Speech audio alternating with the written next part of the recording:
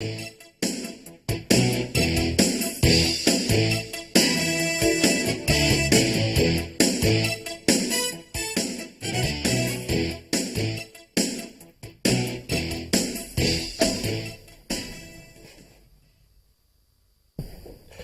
back, Mr. Innocent Chukuma joins us now. He's the Regional Director for Ford Foundation. Thank you for coming on this morning. Thanks a lot for having me. Well, you also have done a lot with respect to election security, and this has come and gone, even though some parties think, no, it's not over yet, perhaps expectedly. But from what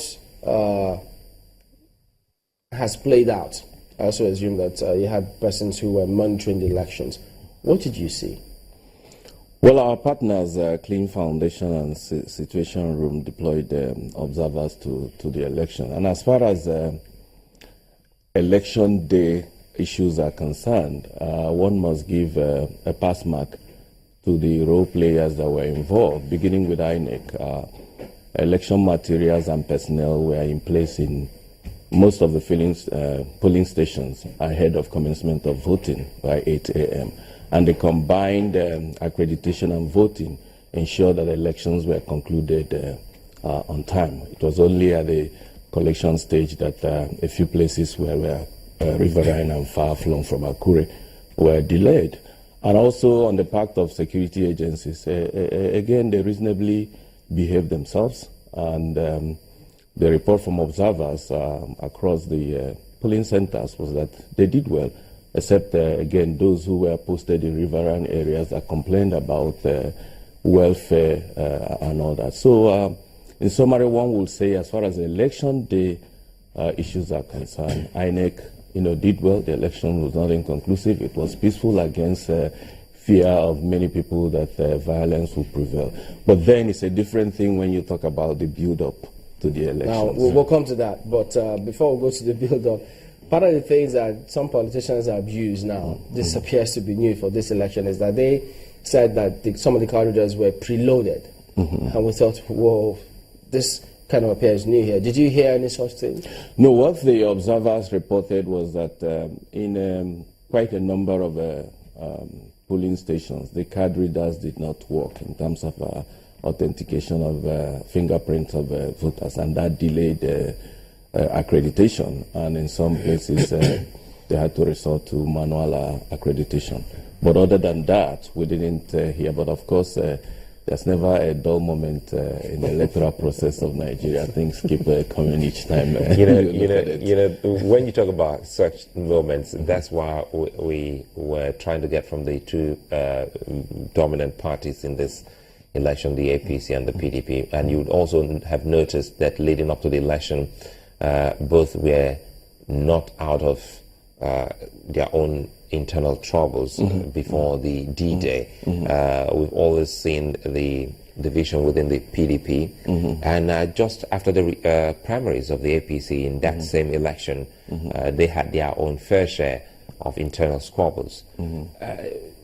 Did that come to you as a surprise? Now, we're looking at the outcome, because for so many, they had thought that the APC and the PDP, with their internal fights, elections day was going to be a big problem for security forces that were there to keep peace. But it turns out that everyone seemed to be a peacemaker on that day.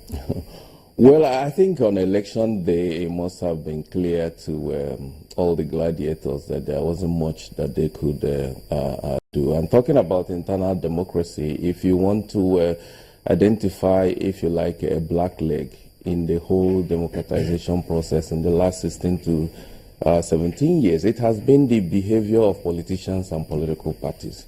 It was interesting listening to the PDP representative talk about what happened in Ondo. But from 1999, all election reports that one has read talks about the need to deepen internal democracy, the process through which candidates are selected and fielded, make or mar democracy.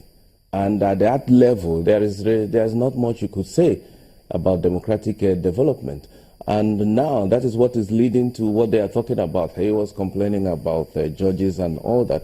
You know, there is a saying in the East where I come from that is the rat inside the house that tells the rat outside that there is food, please come and eat. If they had gotten their acts together, there perhaps wouldn't have been any need, you know, for the court to come to interpret what happened. And Jimo Ibrahim, it was from the camp of Modu Sharif that they fielded him. Again, a few months ago, if you remember, when they were having their meeting in Rivers State, he was the mainstream chairman of PDP. Along the line, they fell out and they had to go and bring McAfee. And up till the time Jimo was fielded, the court has not conclusively determined who is the authentic chairman or acting chairman of PDP, which was what was before the court, before the rule. You know, based on the fact that the PDP eventually got their candidates to contest the elections at the last minute, they then predicate the argument that the process to them wasn't fair. Yeah, I mean, there is something to argue about that, but again, it's left for them to take it to the court for the court to determine whether having 2 or 3 days opportunity to campaign before the election gives you a fair chance. And then there is something to be said about you know, their claim that their hands were tied. But again, it's for the court to decide. And you ask a valid question: why didn't they go to court to stop the election? And they say it's for 48 hours before the election. But we know what we have in our rule book, ex parte motion. You don't have to bring all the papers for the court, and they are inaccurate. I believe there's a high court inaccurate that could have done that. But like I said, it's for the court to determine whether they had a fair chance or not. But I would want to happen if they had, you know, done their work well. The process through which the candidates emerge, these issues would have been minimized. And then about INEC, political parties, they lampoon INEC. In fact, some of them say, why is it the same national commissioner that seems to be going to many of these states? Is there a template that they seem to be working with? Well, you know that these INEC started with essentially 5 commissioners. You know, when the present government came in, they appointed the chairman and 5 commissioners. Now, the other 11 commissioners were only recently nominated and going through a procedure of being confirmed at the Senate. I'm not aware that they have been sworn. So INEC, as we speak, doesn't have the full complement of commissioners. Even the resident electoral commissioner. Oh, yeah, that's the one you're talking about. Yeah, the national commissioners have not been fully, and in many states too, the reps have not been appointed. So that could lead to a situation where only few are available to do this work. So it goes back to the government and the Senate.